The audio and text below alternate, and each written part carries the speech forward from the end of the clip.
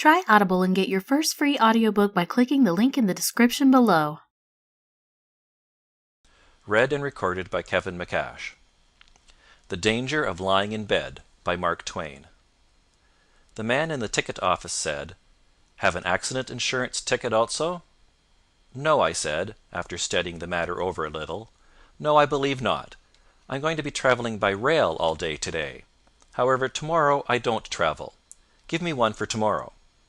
The man looked puzzled. He said, "But it is for accident insurance, and if you're going to travel by rail—" "If I'm going to travel by rail, I shan't need it.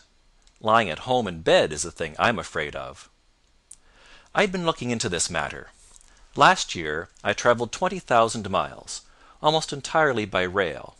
The year before I travelled over 25,000 miles, half by sea and half by rail. And the year before that I travelled in the neighbourhood of 10,000 miles, exclusively by rail. I suppose if I put in all the little odd journeys here and there, I may say I have travelled 60,000 miles during the 3 years I have mentioned, and never an accident. For a good while I said to myself every morning, "Now I have escaped thus far, and so the chances are just that much increased that I shall catch it this time. I'll be shrewd and buy an accident ticket." And to a dead moral certainty I drew a blank, and went to bed that night without a joint started or a bone splintered. I got tired of that sort of daily bother, and fell to buying accident tickets that were good for a month. I said to myself, "A man can't buy 30 blanks in one bundle." But I was mistaken. There was never a prize in the lot. I could read of railway accidents every day. The newspaper atmosphere was foggy with them. But somehow they never came my way. I found I had spent a good deal of money in the accident business and had nothing to show for it. My suspicions were aroused, and I began to hunt around for somebody that had won in this lottery. I found plenty of people who had invested, but not an individual that had ever had an accident or made a cent. I stopped buying accident tickets and went to ciphering. The result was astounding. The peril lay not in travelling, but in staying at home.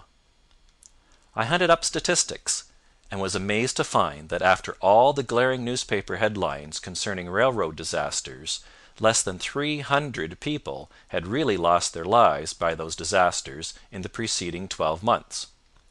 The Erie road was set down as the most murderous in the list. It had killed 46 or 26, I do not exactly remember which, but I know the number was double that of any other road. But the fact straightway suggested itself that the Erie was an immensely long road, and did more business than any other line in the country. So the double number of killed ceased to be a matter for surprise. By further figuring, it appeared that between New York and Rochester the Erie ran 8 passenger trains each way every day, 16 altogether, and carried a daily average of 6,000 persons. That is about 1 million in 6 months, the population of New York City.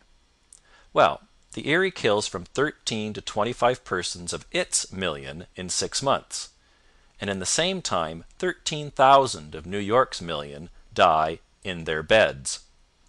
My flesh crept. My hair stood on end. "This is appalling," I said. "The danger isn't in travelling by rail, but in trusting to those deadly beds. I will never sleep in a bed again." I had figured on considerably less than 1/2 the length of the Erie road. It was plain that the entire road must transport at least 11,000 or 12,000 people every day. There are many short roads running out of Boston that do fully half as much, a great many such roads. There are many roads scattered about the Union that do a prodigious passenger business. Therefore it was fair to presume that an average of 2,500 passengers a day for each road in the country would be almost correct. There are 846 railway lines in our country, and 846 times 2,500 are 2,115,000. So the railways of America move more than 2 millions of people every day, 650 millions of people a year, without counting the Sundays. They do that too. There's no question about it, though where they get the raw material is clear beyond the jurisdiction of my arithmetic, for I have hunted the census through and through, and I find that there are not that many people in the United States, by a matter of 610 millions at the very least. They must use some of the same people over again, likely. San Francisco is 1/8 as populous as New York. There are 60 deaths a week in the former and 500 a week in the latter, if they have luck.